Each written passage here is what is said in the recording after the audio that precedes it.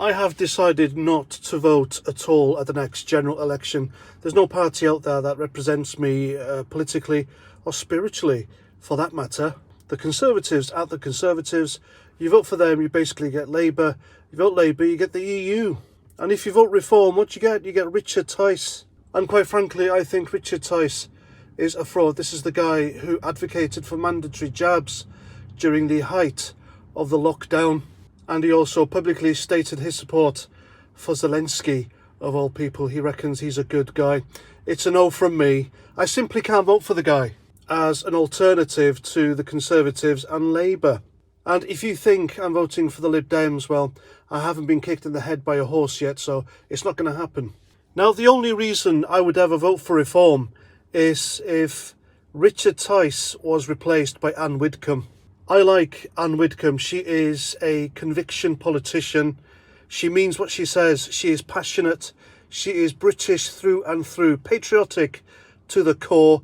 And you know, she would put the people of this country first. She is a former Conservative who then became a Brexit Party MEP, did very well at the European Parliament, putting down the unelected bureaucrats and telling them as it is and telling them what they were. And that's what this country needs. She is a very feisty character who will not back down. And even at her age, she is a superb duelist when it comes to debates, who has wit as well as knowledge.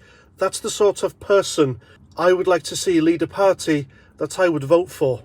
Not Richard Tice, his contradictory beliefs, who also has a dodgy girlfriend in Isabella Oakeshott. If they're still together or aren't they, I don't know. But they were both in there with former Health Secretary and disgraced politician Matt Hancock, so there's no reason to trust the guy, in my opinion. Anne Widdecombe is, I think, the closest we could get to someone like Thatcher. And you know she'd make mincemeat of the left on the dispatch box if she was Prime Minister. She would be a dependable British bulldog type who will take no nonsense from the woke socialist left.